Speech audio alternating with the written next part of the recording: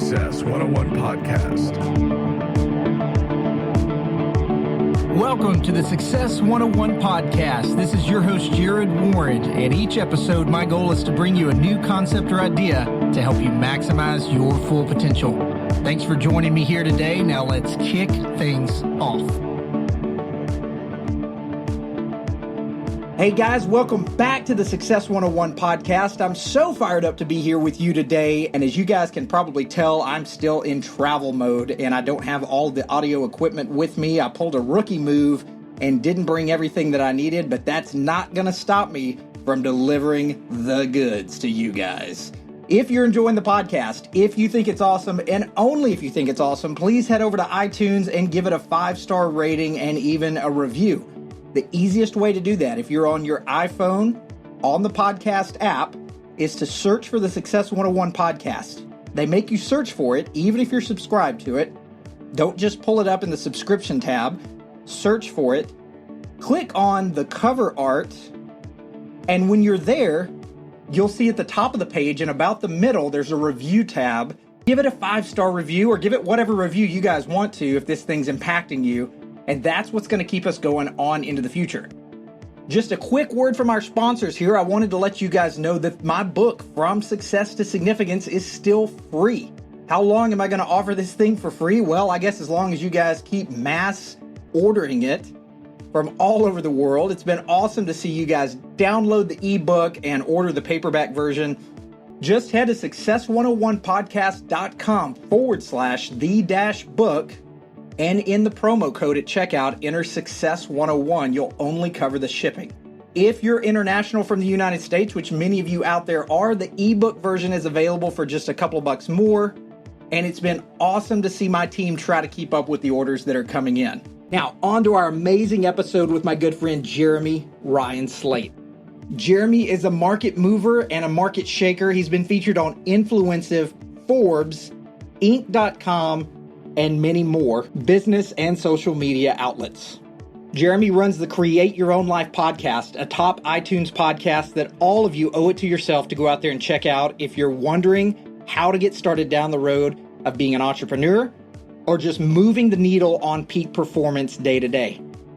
Jeremy at a young age is a big thinker and someone that you guys all need to learn from. He studied people that created their own life on their own terms and found out really what made them tick, where their success came from, and his podcast is geared to getting the knowledge out to you guys of what you can do to break the chains of the ordinary, escape the corporate grind, and build a life of purpose. So without any further delay, it is my absolute honor to bring you my good friend, Jeremy Ryan Slate, to the Success 101 podcast.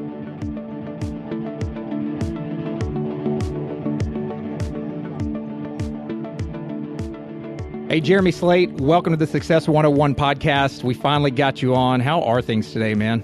Hey, I'm doing just great, man. It is a awesome Friday, and you're actually catching me at the beginning of my interview day. So it's going to be a little bit of a hustle today, man, and I'm kind of stoked to just hang out with another podcaster to start the day and kind of chill a little bit, man. For you guys listening out there, this is going to be a little bit different from the regular Success 101 podcast that you hear in the sense that I had this idea of just like, man, it's Friday. It's the end of a busy, crazy week. And I was like, hey, man, let's just have a freaking casual conversation that is not scripted. I know you're a guy that can throw a ton of actionable points our way for what the listeners of the Success 101 podcast are really looking for, and that is all things peak performance. I know you're super into working out. You're a big tech guy. You're a huge podcast guy, and just systems and processes have to be built into your life somewhere, or you wouldn't be able to accomplish all the things that you're doing. And I just wanted to have a casual conversation. And so I think that's going to be a lot of fun for you listeners out there as well. So you're in New Jersey, right? Yeah, I'm about 35 minutes outside of New York City. And the thing everybody always says is like, oh, you're so close to New York. And I think when they live here, they just don't understand what it's like getting into New York City. There's like a bridge or a tunnel or everything everywhere. It's like, it's insane, man. Yes, you probably never go. You probably never spend the time to go down there very often. Not really, because everybody's like, hey, let's grab a cup of coffee. It's like, yeah, because I want to take 2 hours and grab a cup of coffee with you. Yeah, that's right. Yeah, I would be that guy probably that came up there and was like, hey, dude, let's grab coffee. I'm close to where you are. It's crazy, too, because I just got back from Podfest in Orlando, and I spent some time between Orlando and my in-laws at a house in Tampa, so I was kind of going back and forth for like the week. Oh, nice. And it's crazy because I know a lot of people in both places, so I kind of really intentionally put the time in to get together, to catch up with people, see how everybody's doing, because I feel like it's more doable in a situation like that where like Orlando's like an hour and a half away. I can drive up, I can see some people. So I met my social media guy, the guy that runs my Facebook ads and stuff. So that was kind of cool. And I'm walking on the street and I hear somebody yell my name and I'm like, whoa, what was that? Brandon Adams happened to be driving by and he's like, Slate, what's up? And I really made kind of the intentional thing to really get together with people, see how they were doing. And it's funny because I think that's how the relationship with you and I has kind of developed. You know, we're always sending people crazy videos back and forth, sending each other crazy videos back and forth. Like you were doing the Ty Lopez here in my garage thing. And I think the more tech we become, man, the more we take the human touch out of it. And I think for me, that's been one of the biggest things I've kept in my business, which has made a difference. Yeah, and for my listeners out there who don't know you, I first caught just a picture of you. I didn't, it's so funny. There's so many people out there doing great things that until you finally see a glimpse of them or you see something that they've done, you're like, oh, who's this guy? And then all of a sudden you see them everywhere. So yes, I do know Brandon Adams just through probably the same connections you do. And yes, I did see y'all's pictures. And I almost wondered if it was staged because it's like, hey, drove by and saw this guy on the street. And I'm like, yeah, right. Like they probably like chose to meet up or whatever. But like from your story, you're saying, no, we actually, it was a chance encounter. Nobody knew I was there, man. I left Tampa at 7 a.m.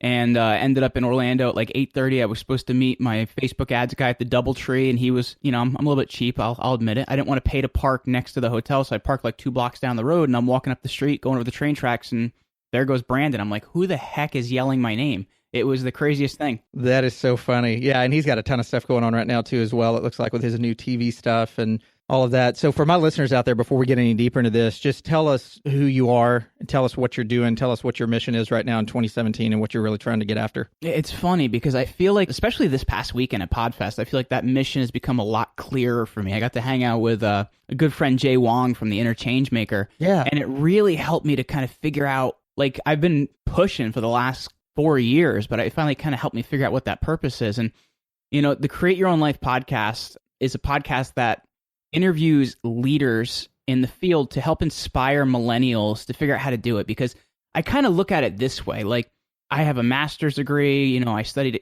literature at Oxford, but I feel like society kind of lied to us, man. Like I was told, go get that advanced degree and go get that great job. And there was nothing on the other side of it. So it kind of made me realize that I need to create a life on my own terms. I'm trying to help other people do that as well.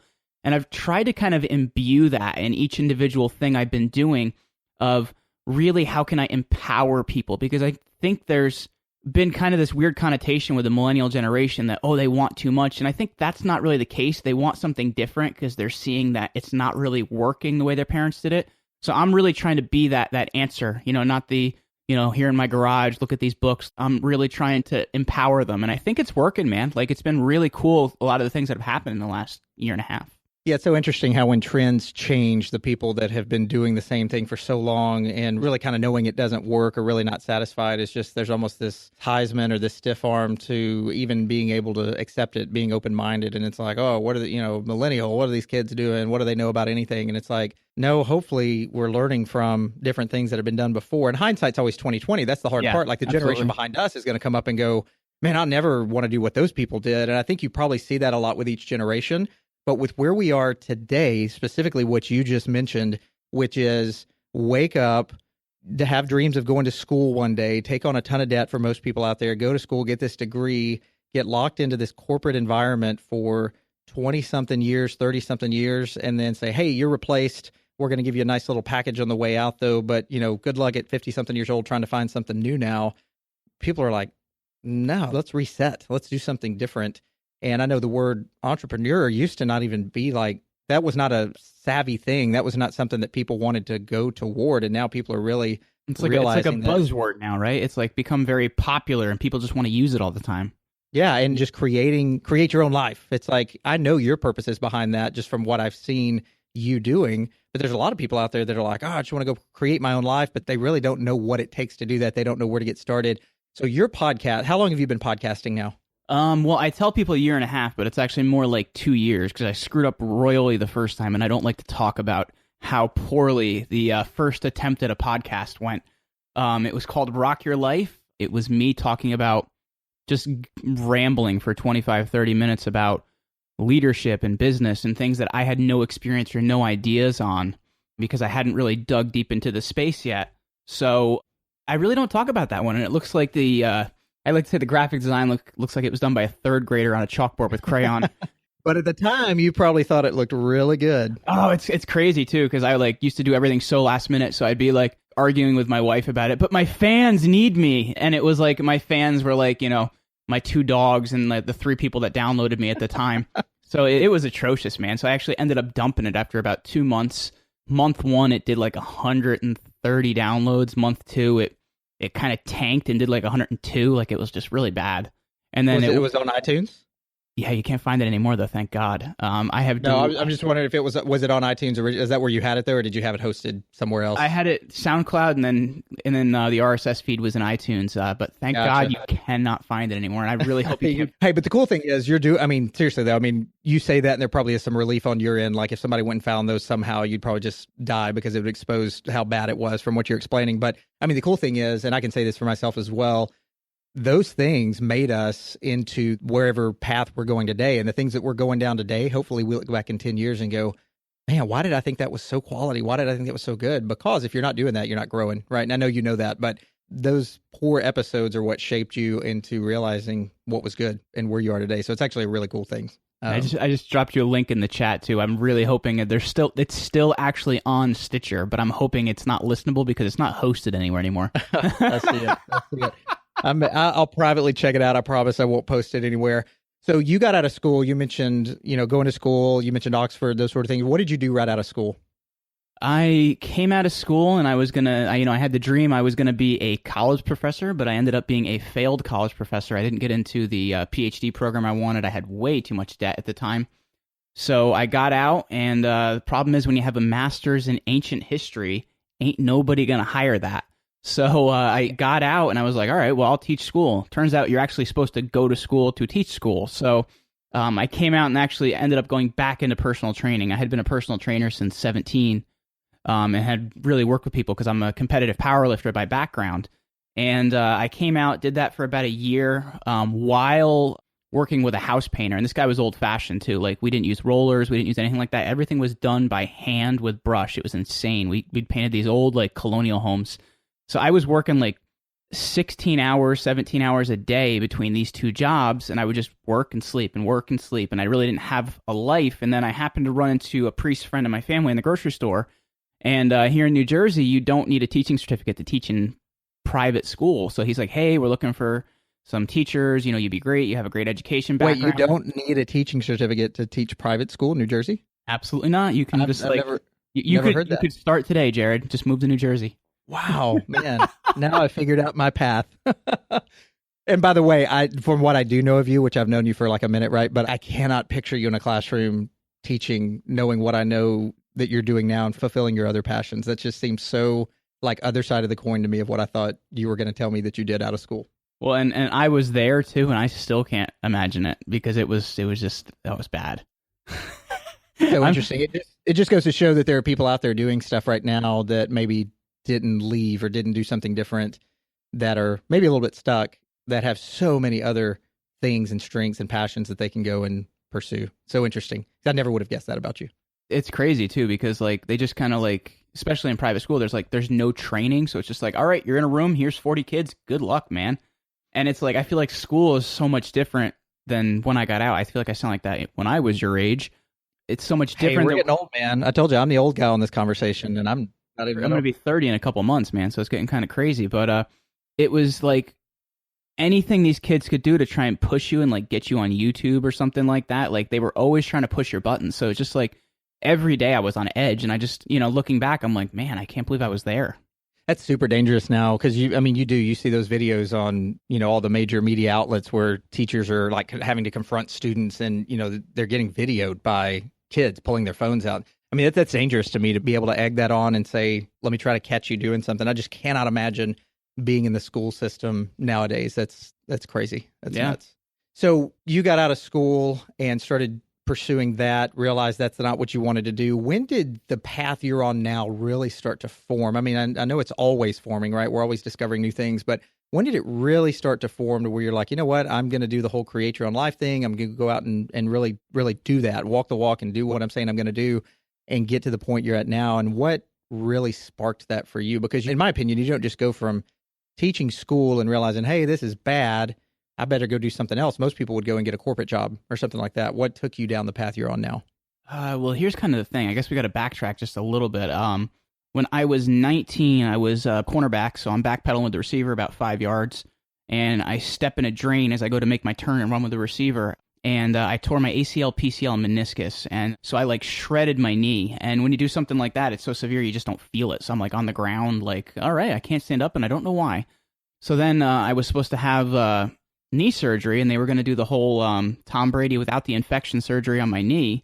Where they do the whole cadaver ligament thing and everything like that. Surgery went off great, but they screwed up the anesthesia. And my left lung collapsed and my right lung overexpanded, and I was having a lot of trouble just even breathing. So they actually came in and they couldn't get my lungs to move properly. So they came in, the priest gave me last rites and all that kind of stuff. Very scary situation. And whoa, so they were like, this guy's gone. Like, yeah. No, they're telling my parents. My parents were like, oh my gosh, like what do we do? He's 19. So I had this whole situation happen, and you think it would be a life-changing event, and it really wasn't. I just kind of went back to like, all right, well, I'm going to be the teacher. I'm going to do this thing. I'm going to keep going. And it didn't really work out like that. So then when I was 24 is when the shift really happened. My mom actually had a massive stroke at that point in time. And wow. So she probably wasn't that old at that point either. No, she was 53 at that point in time. Wow. She was 53, and she just dropped, man, and she lost control of the right side of her body. She lost her ability to speak. So it was a really difficult situation, and I had actually come home from the gym early that day and found her, and it had a really major effect on me. I guess because it wasn't me, it finally made me look at it like, wow, man, this thing can be over at any minute. And it really kind of made me start looking for something and start figuring out what I was going to do and start figuring out like what was my purpose. And it honestly came from my wife getting approached by a network marketing opportunity, and I had no idea what it was. I watched this video and I was like, oh man, I'm gonna make $1 million in like 3 days. And let me tell you, it didn't happen like that. I don't have that $1 million to show you, but it was enough to get me to get off my butt and go do something else. And though I don't recommend people do it like I did, I just jumped right in and quit my job. And I did that for about 3 years, while selling life insurance, while writing copy and building websites. So I was doing a lot of things at the exact same time and didn't really focus on anything all that well. So, I made some money, but I also created a ton of debt. And it was enough to really just get me moving off my butt. And I had been a podcast listener for years and years and years. I actually got introduced to podcasting like 2008. And it's funny, I mentioned that Tampa trip. I actually drove and met the college professor that introduced me to podcasting over the weekend, which was really, really cool, and get to see him and see how he's doing. And he's actually he introduced you to podcasting. Yeah, and he's actually starting his own show now. So I was like giving him some advice and hooked him up with some of the right people. But he introduced me back in college, and I listened to this really funny show that kind of made fun of news and the politics and everything called No Agenda. It's Adam Curry that used to be on like MTV for many, many years, and he's a really funny show. So that got me into podcasting. And I kind of looked at that and I'm like, man, I really do enjoy that. I love it. I guess I could do it. So that's when the whole rock your life thing started, which was... That's so funny though, because in 2008, most people, in my world anyway, you go mention to somebody like, hey, I'm listening to a podcast. They'd be like, what was that? Like, it's so interesting how quickly podcasting has become a thing that everybody does, when not so long ago, people didn't even know what it was.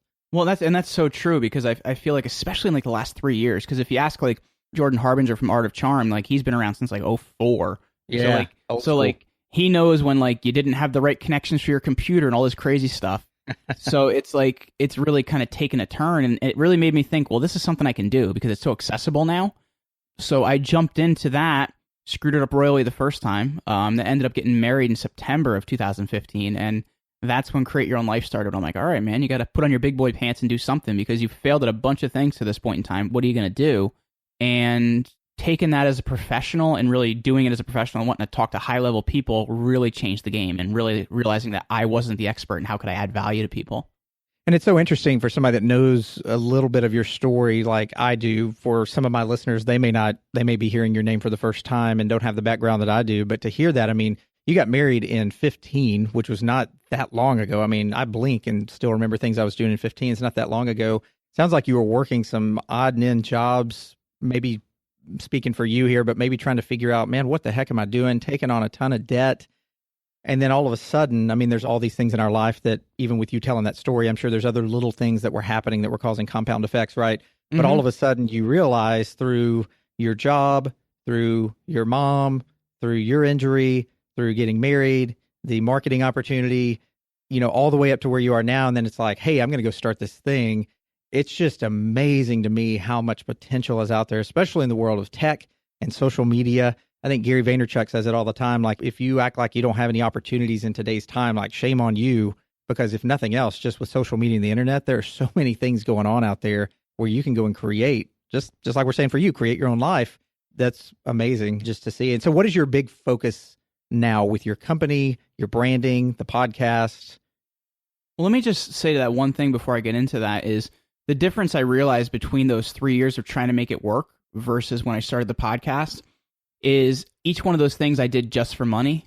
And when I started the podcast, it was kind of about, I have no idea how I'm going to make money off this, but let's offer value. And when I kind of put that first, it's when everything else kind of shifted and made things kind of go in the right direction.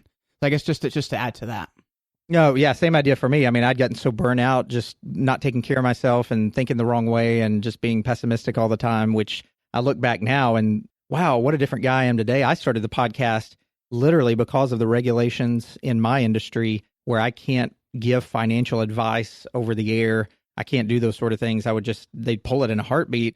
What I found out, just as you probably did, it's a lot of work to do for fun, but it gave me a creative outlet that I'd never had before. And I think the reason for me, I can only speak for me, but I think the reason my podcast has taken off last week was a year for me. And I think the reason mine has taken off is because I did it with no demand of having to produce revenue, having to do these, once you start putting constraints on things, it stifles your creativity because then it becomes just sometimes just a job and just work. So 100%, it sounds like a similar thing. It kind of becomes like a battle for survival, and that's the big difference. Yeah, and you hear it all the time too, where I had Cal Newport on just a few weeks ago of Deep Work and, So Good They Can't Ignore You. And one of his big things that gets a lot of eyebrows raised is don't pursue your passions, which goes against everything that we've been told our entire life. And his whole idea centers around that. It's like, people see things that they think they like and they think they're passionate about. And they go, I had a friend of mine one time that just loved microbrew beer. And that's all, that was his deal, right? That's all he wanted to talk about and all he wanted to do. And so he goes and tries to pursue this path of starting his own microbrewery and then realized, holy cow, like, this is not fun. And all the passion was gone from it. And it became just work and a grind. And he's gone on to do other things now. But I see so many people doing that. They go try to chase what they think they want at a young age when they don't even know, and then realize, this is actually, it's a battle for survival. Like you said, it's not really joy anymore. Well, so I'm happy you bring up that point too, because I had Cal on my show about 100 episodes ago or so. And he's like, I feel like that is the piece of advice I quote all the time because I found it to be the single most true thing in my life. Like, following your passion can sometimes be a really bad idea because you start to hate your passions. Like for me, I followed my passions early on for fitness and I love working out, man. But when it becomes a job and you have to hold people accountable, it wasn't fun anymore. Yeah. I mean, and as you mentioned that, personal trainers, that's always been like a huge question mark for me because I've known several of them over my life that have been good friends of mine. And my big question to them is always, man, how do you even stay motivated to go work out? I mean, you're here early, leave the gym late. You're watching people work out all day long. And then you're like, all right, it's 8:00. My client canceled for the day. I guess I could get in a leg day. It's like, no, thanks. I would not be motivated at all, but you have to. I mean, you have to keep going with it. Probably the least healthy in my life too when I was doing that, because the focus had to be on like making everybody else do what they were supposed to. So interesting. So back to our point here before I derail this, but back to what it is that you're trying to do now and what your main focus is now in 2017. What are you passionate about? What are you working on right now that really has the creative juices flowing? Well, everything attention-wise is always trying to grow the podcast because I love what I'm doing there. But also, we started a company in November called Get Featured. And what we're actually doing is it started out as, okay, well, we can help people get scheduled on podcasts. But we're like, a lot of people are doing that. There's quite a few people doing that. How can we, number one, add more value and also take responsibility for the space, right? Like the space of podcasting. So the big thing that we started doing is offering this service where not only did we help people get on shows, but we also coached them on how do you tell a story? How do you deliver a powerful message and help somebody? And then how do you actually have a call to action so, you don't just do the interview and it's over? Like, how can you create something like that? And it's been amazing because the more podcasters I talk to, they're like, yeah, I love the idea of having guests that are coached to actually like do a good interview, because I don't know about yourself, but I've had some people on my show, very sparingly, but I've had them that are kind of like, okay, man, you can stop talking about your product now. Like, how can we help my audience? Because they're here, you're the expert. How can we help them? So yeah, that's right. So it's kind of like taking responsibility for the space in that way. And also in a way of like really helping those people that have a great story and that deserves to be told, but have no idea how to tell it. You know what I mean? They tell 30,000 details, but don't get to the point in, the 30 or 40 minutes that they're supposed to be on the show. Oh, and that's the word. I haven't had anybody yet on my show, knock on wood, that just kind of went on and had so much to say, but wasn't a great interview. I've had the other problem where I got people on that I was really excited about hearing their story because I just knew from the bio or from what I knew of them, there's a lot of meat there, a lot of value. And you throw a great question out that should set up a long description. And they say a couple of sentences and then they stop. And it's like, oh, okay, now I see where the flow of this is going. It's going to be me talking the whole time, which is very interesting. So, well, the big thing too is I don't know if it's great you mentioned Jordan too, just because he's been around so long that he's really the professional in the space. And Ryan Holiday wrote an article where he actually cited Jordan as the source called Please, Please, Please, for the Love of God, Don't Start a Podcast. Great title, right? Yeah. Right. And they kind of talked about all these people are just sending out emails with a schedule link and aren't like taking the time to find out who people are, find out what's going on. And they're not really, like, I read it and I was kind of reading between the lines and I'm like, I think the problem he's talking about here is not being a professional. So I actually wrote a rebuttal for business.com, sent it to Jordan. He's like, dude, you hit the nail right on the head. And the problem, I think it starts out first and foremost with a podcaster saying, how can I be a professional at what I'm doing?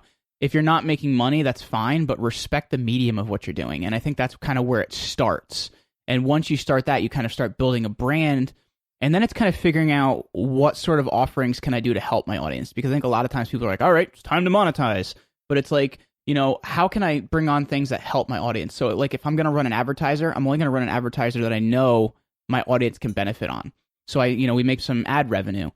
I, have some different things that I'm actually going to be releasing pretty soon that are actually going to be great for the audience. So it's, that's kind of still in the talks and I'm not really talking about it yet, but there's some productized stuff I'm making for the audience. And I've really just kind of to figure out different ways to help them connect things that my guests have told them to actually put into action. Because I think a lot of times, especially, we become like consuming junkies, like not people that like want to put things into action. So that's kind of where I see myself as more the facilitator.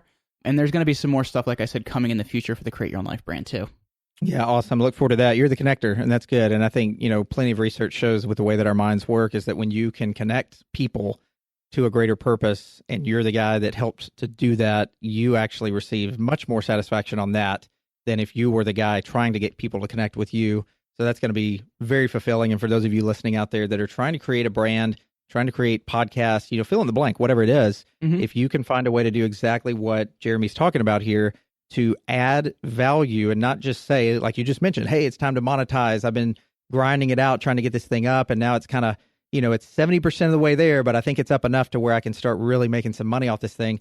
Most times you're going to crash and burn. There's a very, very, very few people out there that can do it when it's not set up properly and not for the right reasons and actually use that as a leverage point and start building it. Most people end up just banging their head against the wall and having to start over.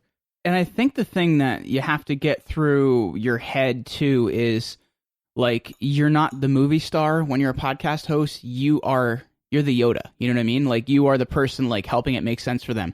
There is no try. There is only do. You're the person like making it work for the person. And I think a lot of times we want to think about, look at my download numbers, look at I'm the star, look at I'm this, look at I'm that. And it's really about how can I facilitate and how can I help and how can I, be, the guide on this hero's journey.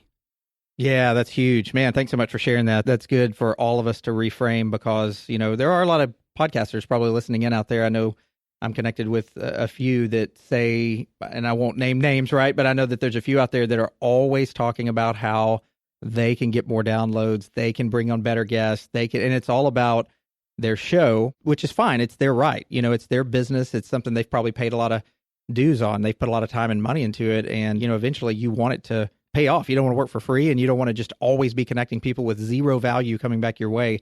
But normally if you're the connector and you're viewing it the way you're saying, that's not going to last for very long, because you're going to have a lot of reward from it, not necessarily because you're the star now. I think a podcaster is always going to kind of stay in that, as you mentioned, the Yoda, you're going to stay in that mindset if you're going to have a great show, but there's going to be other value that comes from it that you're not going to get if you're not viewing it that way. 100%. Who are you learning from the most nowadays? I don't want to say who are you following. I think people throw that word around so much. Who are you learning from the most that has really shaped your mind, let's say over the last 12 months? Let's take it more short term.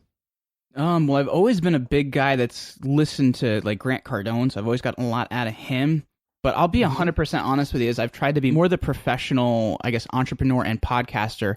We've started working and get featured with Cameron Harold. So Cameron's been really big for guiding us on how to make the best business. But if I had to look at myself as a podcaster, I've kind of started leaning more on Michael O'Neill from the Solopreneur Hour, because he kind of has the whole idea that people have to understand you're an interviewer, like if you're doing an interview show. And it really makes you look at the show very, very differently. And I've got a lot of great advice, a lot of great feedback from him. So, shout out, thanks, Michael, for all the help and all the inspiration. So that's kind of been the guy I've been leaning on recently.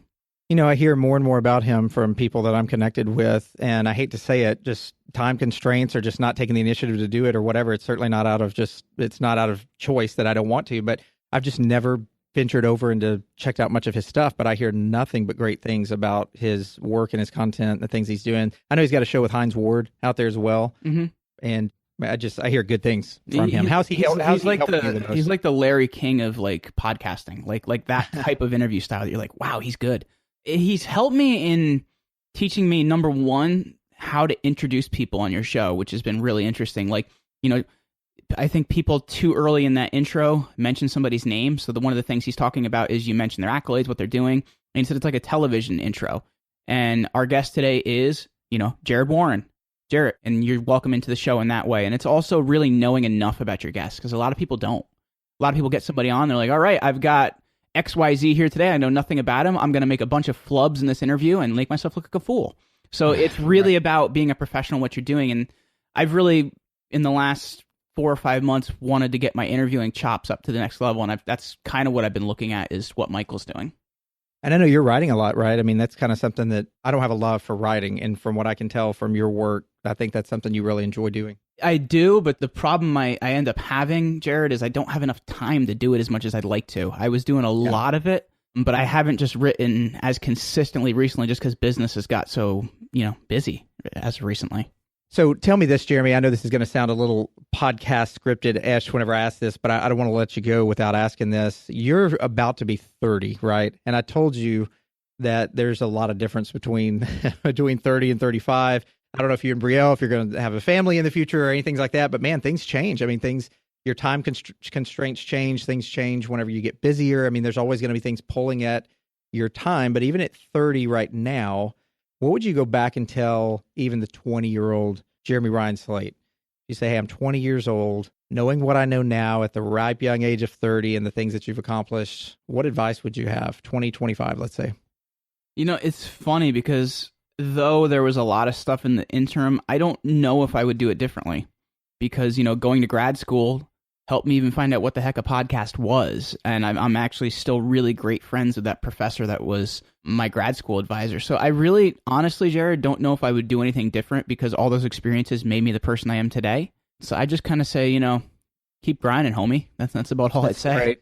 What does your routine and ritual look like for a guy that hustles and grinds as much as you do and probably stays up late and gets up early and all the things that I see you throwing out on social media and all of that? You've got to have some systems in place or you wouldn't be able to get even as much done as you do. What does the morning routine look like for you? Are you a morning guy? No, I get up around 6:30, so it's not super early. Get up, have my breakfast, walk the dogs, feed the pig. That's right, I do have a pig. Yeah, I wish we had a lot more time because I would totally just go off on that path, wondering what in the heck is going on with these pigs that I keep seeing. I remember at Christmas time, I was seeing you like opening presents under the Christmas tree with like a pig in your lap. I'm like, this is really happening. It's a real thing. Yeah, man. And then I head to the gym. My workouts I've cut down to about 25, 30 minutes because I know like what I have to do in that amount of time to get the result that I want. And I feel like I'm kind of in the best shape of my life. I come back, do a 10-minute cold shower. It speeds up your metabolism, gets all the inflammation out of your muscles, all that kind of fun stuff. Write down all the goals and everything that I have to get done that day. And then I just kind of start hammering, man. And the day doesn't always go the way I would like or I'd picture. So sometimes I end up getting done later in the day. Sometimes I end up getting done earlier in the day. But usually I'm kind of working until I go to bed. And I feel like, now I'm just kind of hustling to, so I don't have to do as much hustling later on, Certainly enjoy having you on, and we'll have to do another one of these at some point because, like I said, it is so relaxing just being able to talk to you on here without having a structure and a format. Where can we point more people toward you and your efforts and what you're doing to where they can go check you out? They can check me out over at jeremyryanslate.com or the business side of things over at getfeatured.com. Awesome. And I know you are out there all over the place. I think I got derailed earlier, but what I was going to say is, and this is goes back to such the importance of podcasting. I first saw your picture, just your image on Michael Carbone's podcast a while back, shortly after I'd had him on. He was one of my very earlier guests when I actually started doing interviews, just, out of the blue, contacted him, didn't know a whole lot about him. But I saw your face there, and it's like the red car. It's like, hey, I got a red car now. And then you see 9 billion red cars out on the road. It's like, once I saw you there, I saw you everywhere. And I was like, man, it's just so interesting how that one podcast that you guys did together opened up my world to what you're doing out there and all the things that you got going on. And so it was really cool and a good episode. You guys put out a really awesome episode talking about a lot of the stuff with your business and things like that and how it was changing. So, man, I wish you the best, and thanks a lot for joining us here. And I know my listeners are probably going to be tuning in to your podcast as well. And so we certainly appreciate the time. Hey, Jarrett, thanks for having me on the show today, man. This was awesome. Take care, buddy. Bye-bye.